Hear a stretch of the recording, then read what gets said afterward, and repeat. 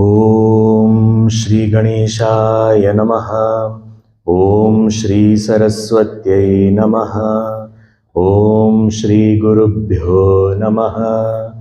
Om Samasta Jana Kalyane Niratam Karunamayam Namami Chinmayam Devam Sadgurum Brahma Vidvaram. Om Mukam Karoti Vachalam Pangum Langhayate Girim Yatkripatamaham Vande Paramananda Madhavam. Om Parthaya Pratibodhitam Bhagavata Narayanena Swayam Vyasena Gratitam Purana Munina Madhye Mahabharatam Advaitamritavarshiniim Bhagavatim Ashtadashadhyayinim Amba Tvam Anusandadhami Bhagavad Gite Bhavadveshinim.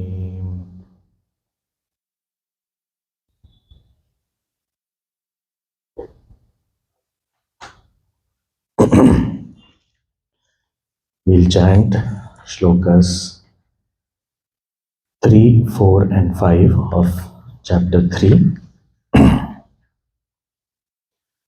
together. Shri Bhagavan Uvacha Lokesmin Dvividha Nishtha Pura Prokta Maya Nagha Jnana Yogena Karma Yogena Yoginam Na Karmanam Anarambhat Naishkarmyam Purushosnute Na Cha Sanyasana Deva Siddhim Samadhigacchati Nahi Kaschit Kshanamapi Jatu Tishthatya Karma Krita Karyate Hyavashah Karma Sarvah Prakriti Jair Gunaihi.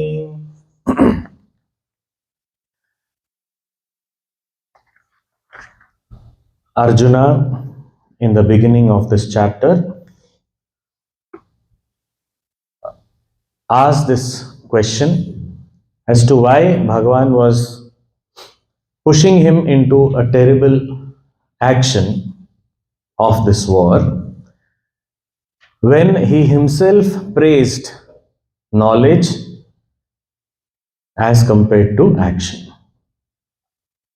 And he also mentioned that whatever Bhagavan said was a little confusing. He was not able to decide at this juncture and requested that Bhagavan, you only decide what is good for me and tell me conclusively. So as a reply to this, Shri Bhagavan Vacha, Bhagavan said that yes, these two paths, this is a twofold path of knowledge and action. It is available. However, for a beginner, it is only the path of knowledge that is available, and for an advanced seeker, it is only the path of the path of action is available for a beginner, and for an advanced seeker, only the path of knowledge is available. As per our stature in life, the path is available. So having said this much, he also went ahead and said, the goal of life is to reach a state where nothing needs to be done. That is a state of perfection. That is a state of actionlessness. And that also is achieved only by performance of action. He also said that there is no option available for non-performance of anything, because not even a moment can be spent without performing any action. So what is action? We saw that which tires us, doing which we get tired. And there is no moment where we are not performing some or the other action. Even sitting, sleeping, everything is tiring. So this was the last point that we saw, that we have to act. Why not be wise? We have to put in effort. Why not we put in effort in the right direction, so that we are able to reap the benefit of that state of actionlessness. So act we must. Let's be wise. So the important point is, Bhagavad Gita is only teaching us to be wise, and it is not advocating any specific action. Here also, Bhagavan is asking Arjuna to fight because that is his duty at this moment. If Arjuna was a king at that time, he would have said, rule your kingdom properly. That would have been your duty. If Arjuna was taking care of his brothers, then he would have said, serve your brothers properly. That is your action. So whatever is my duty, I perform my duty to the best of my ability, and that is what here Bhagavad Gita is advocating. Be wise. Now, after that, further going ahead, here Bhagavan is giving us, painting a picture of two types of people.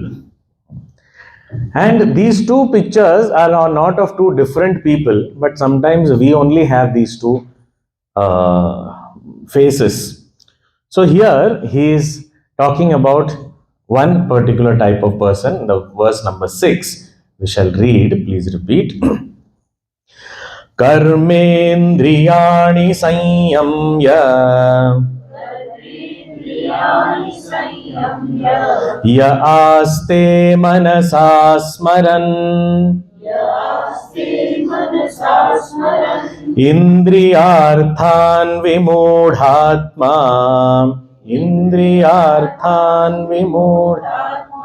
mithyacharasya uchyate.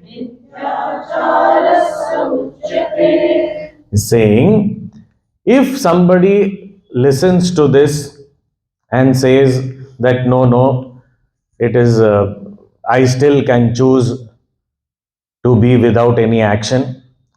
And how? See, I have just withdrawn all my organs of action.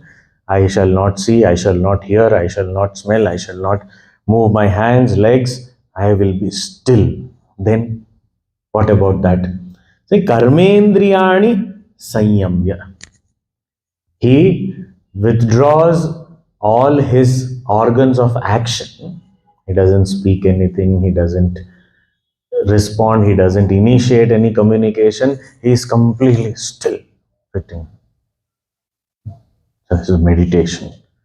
So we all like that, sitting here, eyes closed and dhyan mein baithe. Okay. But what is happening inside, that nobody else knows, only we know. Manasa smaran. And the mind is remembering. What? Indriyarthan. He is remembering the objects of the world, objects of the senses. So one who is from outside sitting still, but inside is remembering the objects of the senses, remembering about indulgence, remembering about past experiences, or imagining about future possible such experiences, the joy that one may get out of the interaction of the sense and the objects of the senses. If a person is constantly thinking about all these indulgences, even if that person has withdrawn all his organs of action and sitting still, such a person, here is saying, mithyacharasya uchyate saha vimudhatma. Vimudhatma, he is vimudha, is Moodha means fool. Vimudha means the highest possible degree, or whatever highest one can attain in foolishness. Mithya. No, Vimudhatma, now fool, we may not understand fool properly, but for our practical understanding, fool means ignorant person. Doesn't know what is right, doesn't understand oneself also properly. And fool does not mean a person who is, as we understand that, he's doing things which are beyond, opposed to logic or anybody understand. Not just that, even that person is harming oneself. That is a Vimudhatma here. There's so much of ignorance. You're sitting still, you think that you have controlled all your action, you are in an actionless state, but the mind is constantly engaged in thinking about, dreaming about, imagining about, remembering all these objects of indulgence. Then it is Vimudhatma. It's an ignorant person. He is not able to understand that this is not actionlessness. This is not what Gita wants us to do. Mithyacharasya uchyate, he is actually cheating. From the world standpoint, he is a hypocrite. Means he is acting, he is thinking, he is showing off as though he is, but complete hypocrisy. Actually, he is not what he is appearing to be. That is from the external world. Mithyachara for oneself, what is it? Mithyachara means he is steeped in ignorance and in wrong notions. He is not living the right life. He is not living an honest life to himself. Because no spiritual seeker can cheat anybody in the world except oneself. We ourselves only will get cheated. So there is nobody else who is getting cheated by this. So this is not something wise that I show off to people that I am doing a lot of sadhana and I am sitting still and I am not engaged in any action. But then this action is going on. That is what in the second chapter Bhagwan said, that one may stop indulging in pleasures. The pleasures may go away. वो छोड़ देते हैं हमको. But that rasa stays back. Vishayaha vinivartante niraharasya dehinah. Rasavarjam. That rasa remains. That joy that I have experienced or I wish to experience, I find a possibility of experiencing, and that joy will make me imagine and prepare and think about all these pleasures only, even if I appear for the world that I am sitting still. So this is hypocrisy. This is foolishness, because I am cheating myself. Nobody is getting impressed by me. Even if they get impressed, it is not going to affect them. I am going to get affected, because I start feeling that I am living a great life. We may have the capacity to sit still, and that is a separate capacity. It has nothing to do with meditation. This is called asana. So I know how to sit still. So I sit. Asana siddhi it is called. That I have the ability to sit still. So this ability, sometimes I cheat myself with it. And I sit with my eyes closed. I feel, for long hours I am able to sit. But what is happening inside when I am sitting? Bhagwan is saying, if constantly the thoughts of sense pleasures only is coming, or any worldly thoughts are only coming, then it is actually cheating oneself. कोई साधक औरों को धोखा दे ही नहीं सकता, अपने आप को ही देता है. So this is a picture painted to make us understand that Bhagwan does not want us to just sit straight and still. It is not the physical stillness that is being advocated by Gita. In fact, Arjuna wanted to do that only.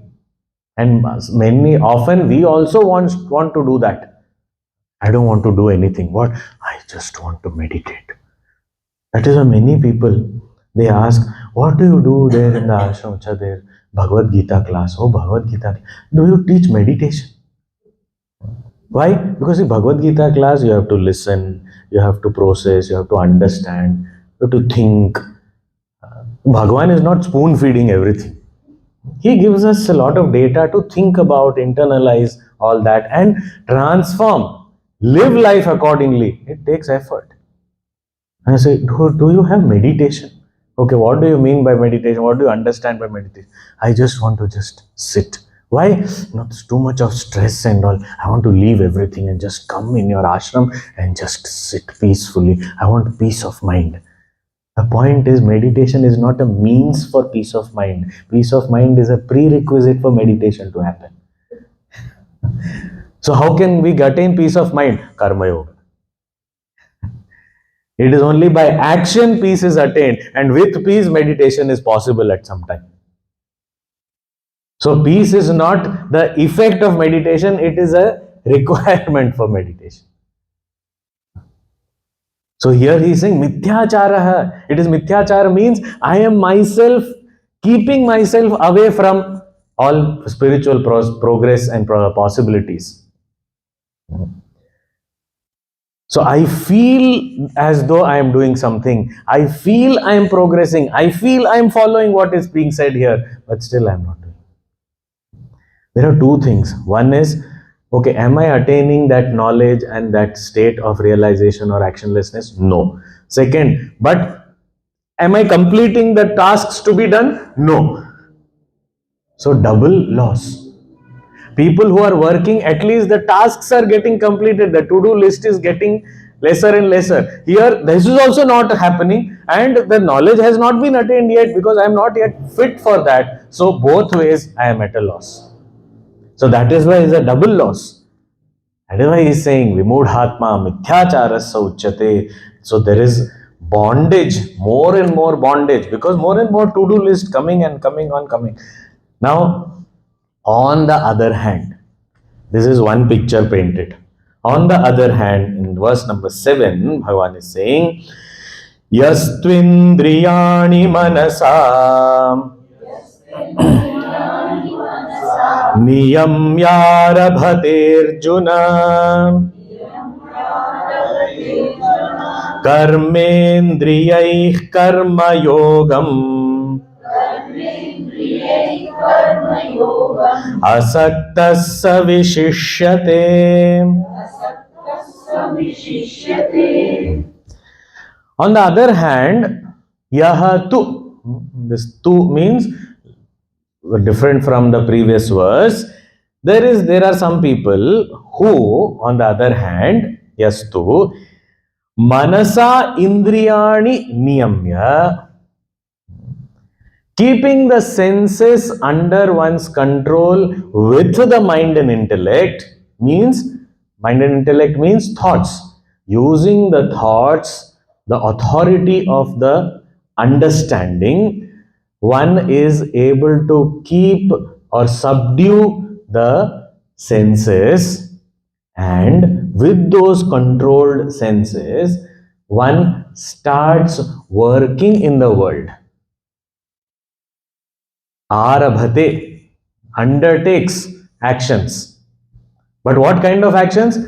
Karmendriyaihi karma yogam. Using the organs of action, he undertakes this karma in the spirit of karma yoga. Means he performs his duties with the spirit of offering to, dedicating to something greater, higher.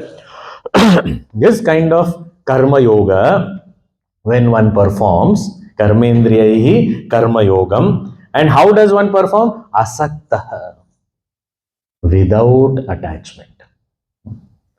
Saktaha means attached. Asaktaha means without attachment.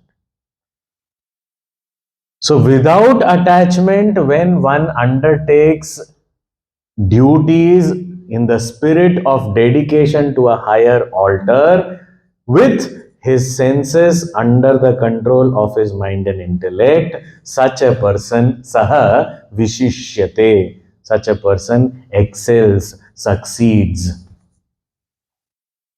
So one side, he said, is a he's a foolish person, he doesn't succeed, and on the other side, here, is one who succeeds. So, what is the secret of success here? First, he gives the secret of failure. Then he said, this is the secret of success. Means what? That it is not inaction at the physical level that is the secret of success. That is actually a formula for failure. Secret of success is active life, but internally the senses and mind are under control. That is secret of success. So outside, when you see, the jnani is also a great person of knowledge, also is working all the time. Puja Gurudev used to get up early in the morning. Sometimes some people used to say, Gurudev, I know, can I get coffee for you? Okay, sure. At what time? At 4 a.m. 4 o'clock, they would get the coffee, hot cup of coffee, and they'll go there thinking that they'll have to knock the door and wake Gurudev up and all. He would be already at his desk, showered and ready, at his desk writing letters at 4 a.m. Continuously meeting people every day, at least 70, 80 letters every day he used to write. We can't send 70, 80 emails in one day. He used to write with the envelopes, stamps, everything, and daily mail. Wherever he went and stayed for a few days, that post office people knew, because they would get give royal treatment to whoever goes to post his letter, because so much of business nobody gave. Every day, close to 100 letters, he used to write every day. So that would take a few hours in the morning. And after that, classes, of course, he used to teach wherever, whenever. And apart from that, so many meetings, so many counseling sessions, meeting individuals, meeting groups, meeting families, going here, there, everywhere, traveling, all this, so much of action outside. But somebody asked Gurudev, Gurudev, so much you have built such a big empire called Chinmaya Mission, what will happen to it after you? He said, Narayana started it. If he wants, it will continue. Completely asakta, unattached. So we find that there are such great masters who lived a very, very active life, but internally things were completely under control. This is the secret of success. This is the formula. Not appearing to be actionless, but inside all mental actions are happening. So lots of turbulence is there in the mind. Mind is constantly agitated, constantly bound by so many things, so many desires. So here, this picture of two different kind of people, and both these kinds of people are we can be. So where do we belong, and where do we want to belong, and where do we want to progress ahead with? This exactly here Bhagavan has clearly laid down, that it is the karma is not to be given up.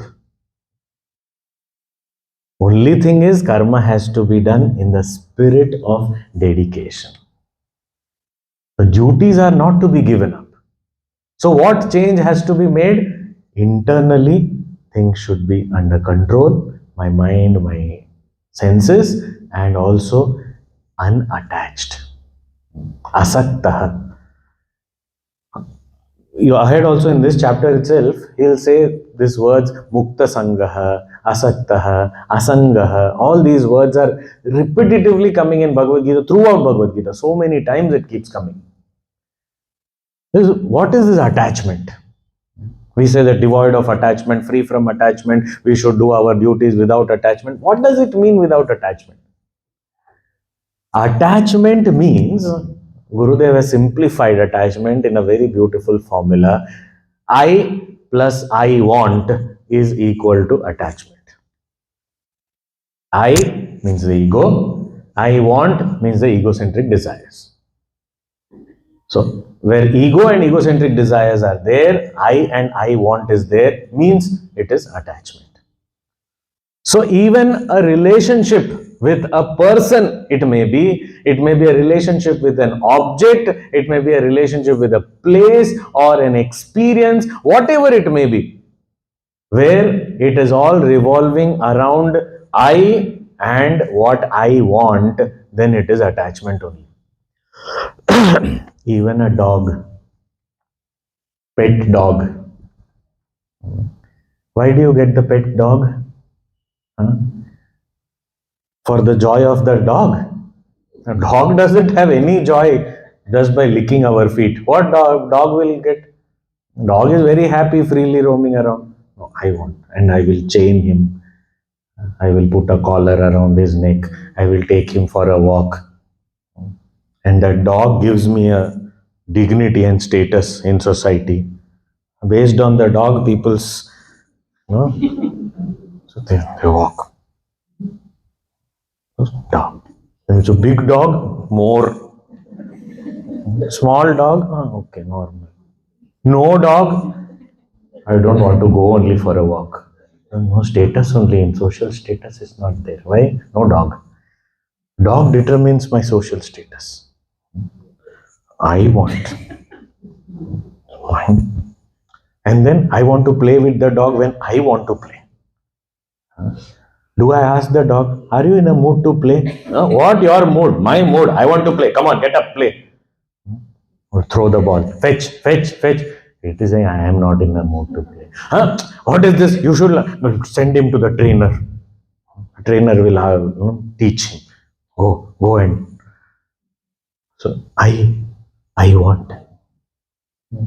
And when I am not in a mood, that time the dog comes wagging its tail and wants to play, and that time, go away, take him away, tie him away, I don't want him. Why? What is this relationship? It is I and I want. Means it is complete attachment.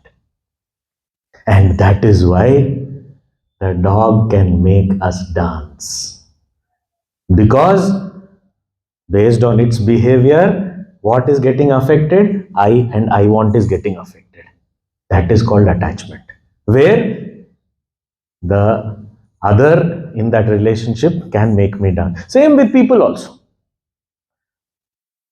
That relationship with people also, when it is centered around me and my wants, my desires, how I want it to be, or what is me in that relationship, that becomes more important. Then that is also a attachment, relationship of attachment.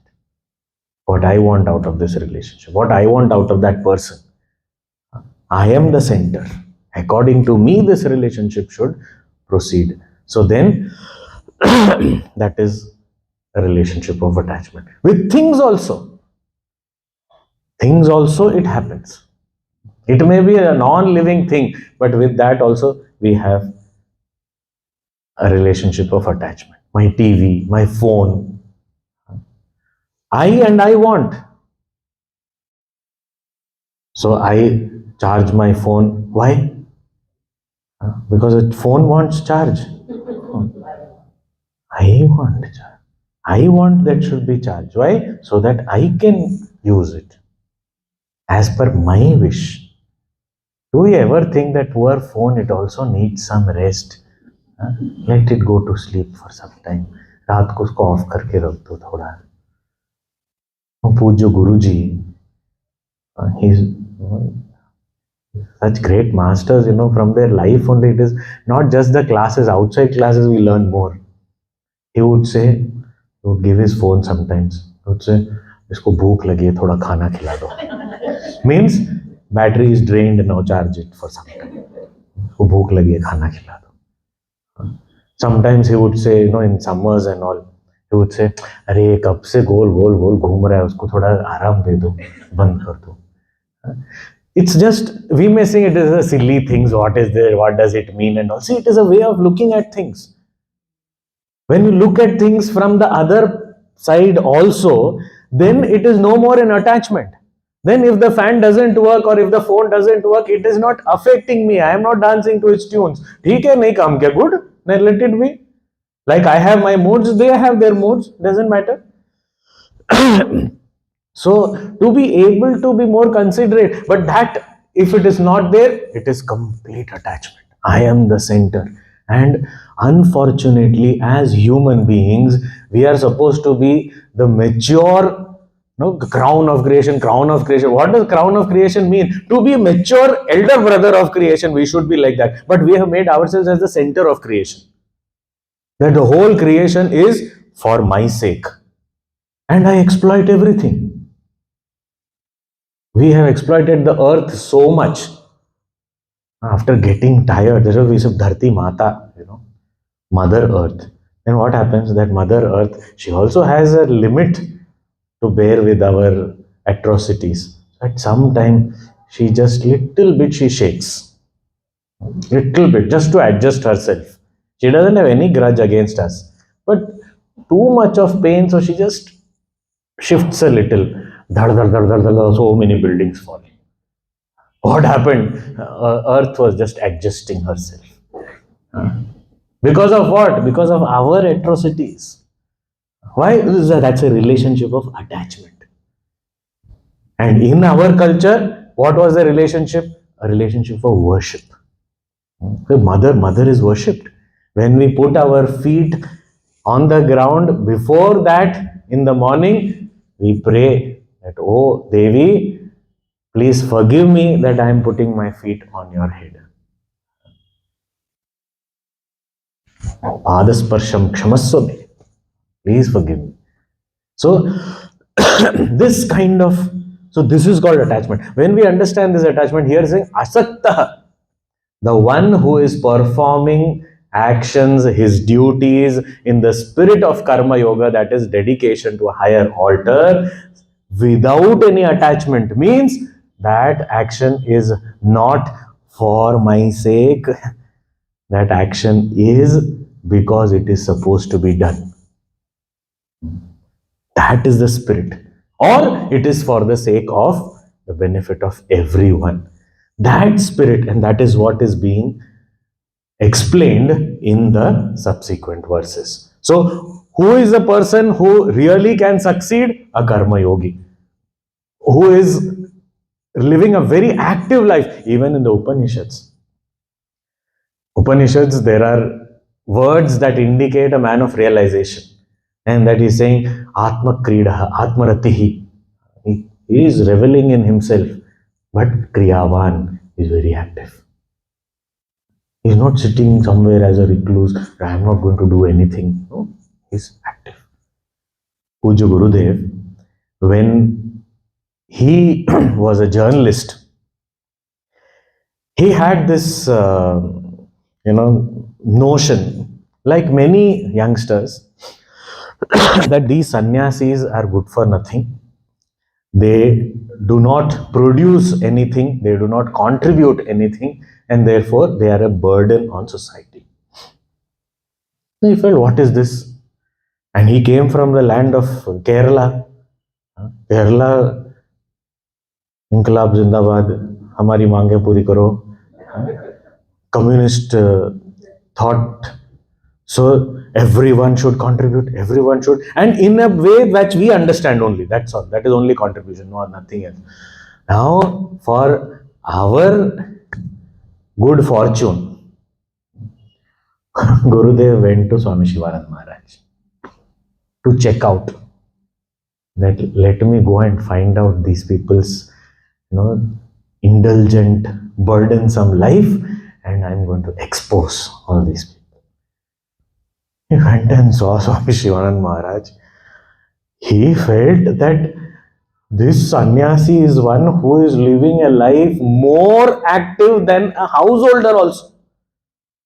And a householder is only taking care of his own family. Here he is taking care of so many families, so many disciples, so many patients, so many people. He saw Swami Shivananda Maharaj so active in so many seva projects and teaching and singing bhajans and all these things. He saw all the activities, morning to evening, all these sannyasis are so busy. He felt that all my myths have been busted. And that's when he made a statement, I came here to expose a sannyasi, and finally succeeded in exposing only one, and that was myself. That's why he said, I also want to become a sannyasi. Why? Because I also want to live this active life. Because if I am attached to one particular thing, then I will not be able to live a glorious life. If I leave that attachment and accept the whole world as my family, that is when real active life, that is called karma yoga. Where I don't have my selfish desires, I am doing it all for the community with a attitude of dedication to the whole world. So, what is to be done? How it is to be done? All that is following. So far, Bhagavan has said what? Yes, there is a twofold path. But perfection is achieved not by giving up actions. And even otherwise, there is no choice of giving up actions. Act we must. But if we just give up actions and only brood over sense objects, that is going to only destroy us. If we, on the other hand, live an active life with the internal climatic condition conducive for a spiritual growth, that is what will lead us to success. Now, what is to be done? Please tell me now. So here in the next verse, Bhagavan is talking about what kind of actions should one perform. Verse number 8. Niyatam kuru karmatvam karmajyayo hyakarmanah sharira yatra pichate na prasidhyeda karmanah. What is to be done? So he is saying, Tvam niyatam karma kuru. Niyatam karma. Niyatam karma means that which is ordained, obligatory actions. That which is your duty, you have to do. Now this duty also has to be understood properly. What does duty mean? Duty is always related to who I am. The understanding of my role will lead to the understanding of my responsibility. That is why always these two words are used together, roles and responsibilities. Who I am, when that is clear, then what I should do will be clear. Because it is always based on my identity or my relationship that duties are determined. What am I supposed to do? So, okay, who are you? Okay, I am a son or daughter. Then you have to do these things for your parents. I am a citizen. Then you have to do these things for your community or nation or whatever. I am a friend. Then you have to do these things for your friends as a friend. So duties are not independent of my identity. So identity and role clarity is required so that this action clarity comes to me. So niyatam karma. So whatever role I am playing,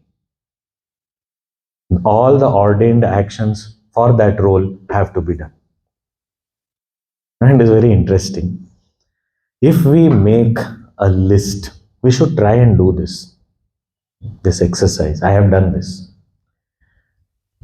This exercise of list down what are the different relationships I have with different people, places, things in this life, whatever, in the past so many years. What all relationships do I have today, this day? List down everything. Like even if my parents or grandparents or great-grandparents, they are deceased also, but they are my ancestors. So I am in the lineage, I am in the family. So that also is my relationship. My relationship with people known, very well known, sometimes unknown strangers. I have relationships. I have relationship with places. I have relationship with things. If we make an exhaustive list, it is almost an unending list of relationships. And when we make this relationship list, in other words, it is identity list. What is my identity? A son or a daughter, husband or a wife, father, mother, brother, sister, whatever. All these relationships I list. Then, if we reach a state of chalo, isse zyada I'm not able to think of more, but okay, these many relationships I have, we'll be at least able to list down at least about 100 relationships we will have minimum. And for each relationship, then we have to sit down and think, what is my duty? If I am a son or a daughter, what is my duty? What all does it include? What am I supposed to do every day? What am I supposed to do once in a while? What am I supposed to do yearly, weekly, monthly? List down. We will find there is so much of duty.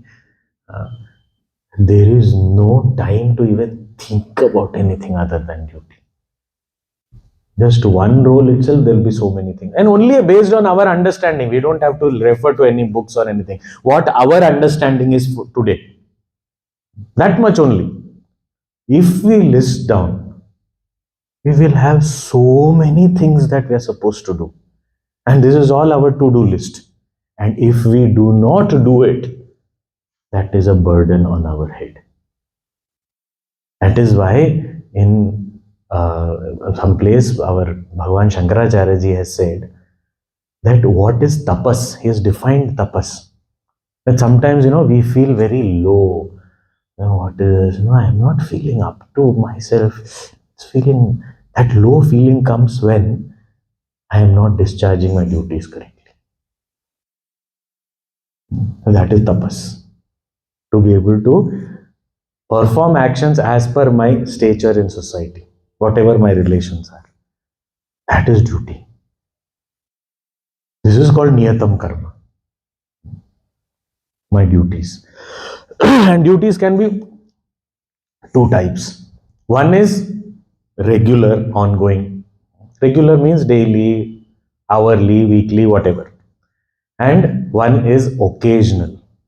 When an occasion arises, I have to discharge certain duties. For example, somebody is unwell in my home, or a neighbor is not well and that neighbor is staying alone. So it is my duty as a neighbor to do something. So that is an occasional duty that I don't have to do every day. But there are some things that I have to do every day. So like that, if I look at the types of things that I may have to do, there is enough and more to do. There is no end to it. So if we really are focused on duties, there is no time for anything else. There is no time to even desire. I want to do this. There is no time for that. Because duties are taking up all my attention and all my time. And for such a person, it is only such a person who is given work. Because a person who doesn't do anything, already the to-do list is there so much. So that person, उसको काम देके भी क्या होने वाला है? कुछ नहीं मिलने वाला, क्योंकि वो वैसे अपना काम भी नहीं कर रहा है कुछ, उसको क्या काम देंगे? The person who works only is given work. By nature, by God. So work will come to only that person. And that is why Puja Guruji said that once very beautifully, that never give work to a person who is free. Give work to a person who is busy. Because a busy person will find out time and do it. A free person anyway is not doing his own work also. So don't give such a person any work. So even if we are living a busy life and then more work is coming, we should feel blessed. Oh, thank you, Bhagwan. You are considering me useful. Otherwise, I am a useless, lazy person doing nothing. That is why Bhagwan says, Niyatam kuru karmatvam karma jyayo hi akarmanaha. Compared to inaction, action is greater. And that action also, performing duties, is the greatest. He's saying, Sharira yatra pichate. Even maintenance of this body, na prasiddheda karmanaha, is not possible by not doing anything. Even maintenance of body we have to do. ये कौन करेगा इतना काम कौन करेगा I don't want to do anything and somehow we have this thing in our head that without doing if I can get more then I am successful. Actually that is not the case. Doing is important even for sustenance of the body. It is inevitable. Without action even this body cannot be maintained. Little bit of exercise and all is required for everybody.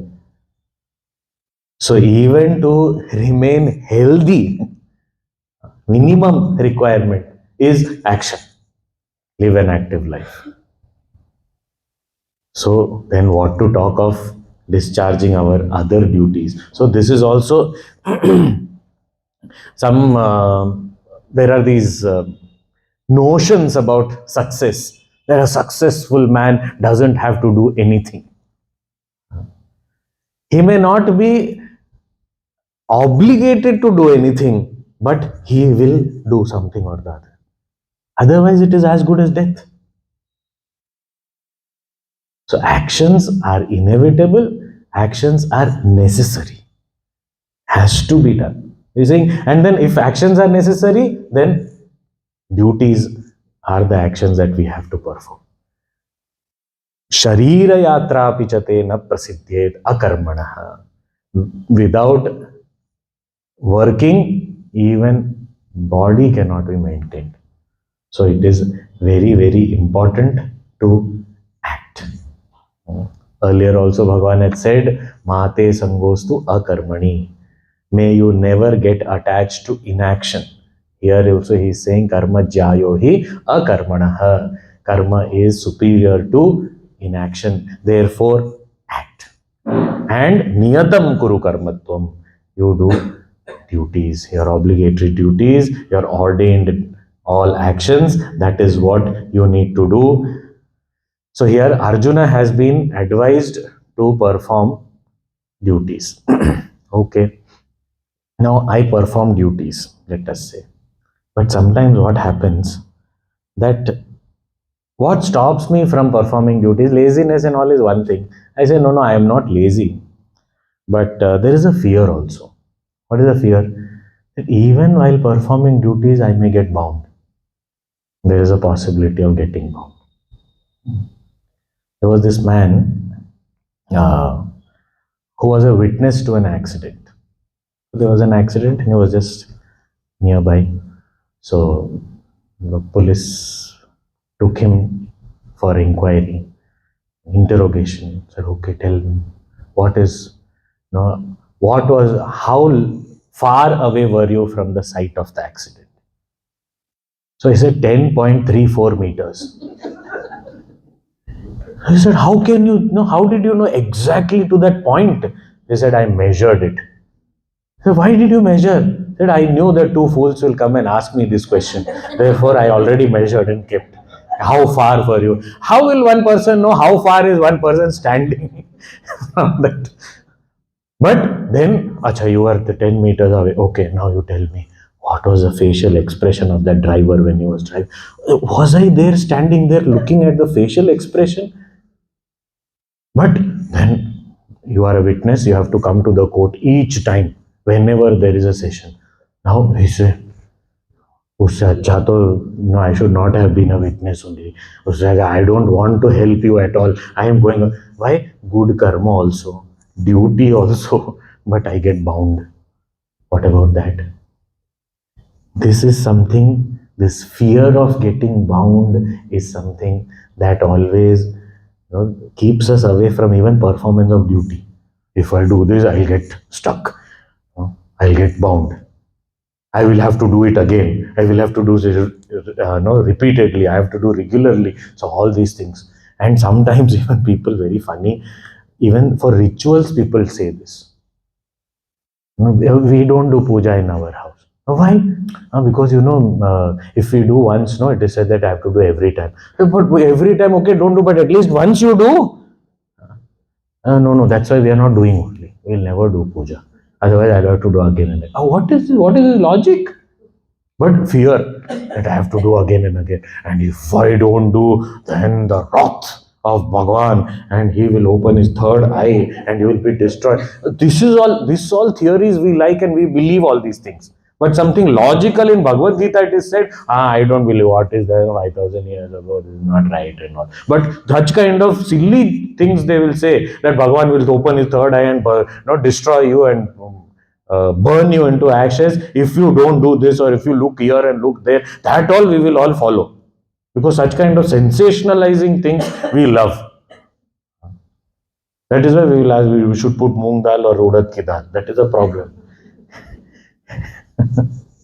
Anyway, so karma, say yes, karma, niyatam karma, yes, duties also I will do. But then, what is the guarantee I will not get caught? What is the guarantee I won't get bound? Is there a way? So he's saying that what to do I have told you. But yes, there is a possibility of getting bound. But how not to get bound? That will depend on how we perform the action. That will depend on what is the spirit, what is the attitude with which the action is performed. Because even good karmas can bind. It is possible. For example, there is a temple in South. There, when we go around the temple as Pradakshina, on the path of Pradakshina itself, they have a mortar and a pestle. And in that they put that rice, and you have to beat the rice. So that beaten rice poha is taken as and offered to the Lord, and it is given as prasads to everyone. So this rice, the beating of that rice with that heavy mortar and pestle, that is a seva. From sunrise to sunset, it has to go on. And the rule is you should not put that down in the day. So morning, if you start, then another devotee comes, you hand over, and after at sunset, then it can be put down. That is the rule. So this man, lot of Josh, that bhakti attack, he went there, and he went on the Pradakshina, was intrigued. What is this? What is this? What is this? And no, this is the seva, so special seva. Oh, what? And then this will be offered to the Lord. Yes, I want to do. Give me. That person said, I have just taken. Wait for 2 minutes. Let me do little bit. And he was chanting the name of, no. Give me. You can do later. He pushed everyone away. I will only do. There were so many people who are coming. Give me for some. No. I want to do. So then people felt that he is not going to give, so let it be. So everyone went. Now, afternoon time, the pujari also closed the temple and went. Now nobody is there. That time, now slowly his hands started aching.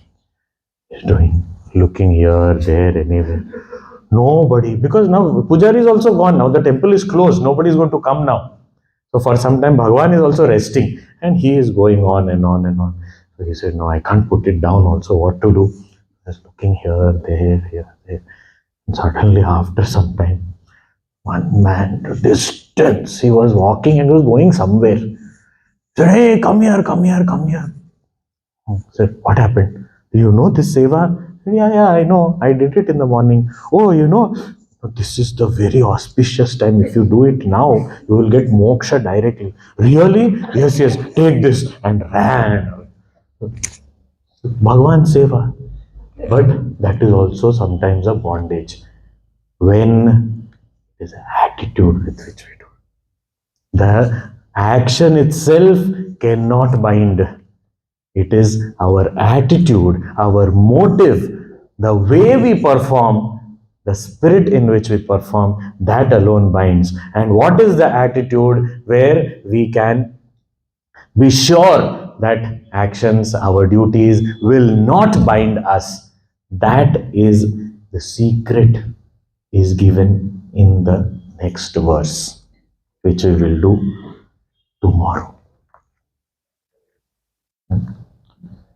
So for this secret, please do come and ask others also to come.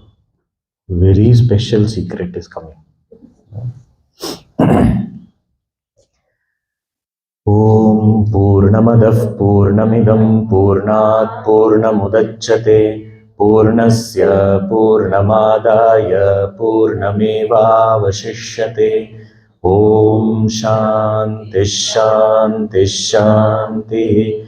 Hari Om Shri Gurubhyo Namaha. Hari Om.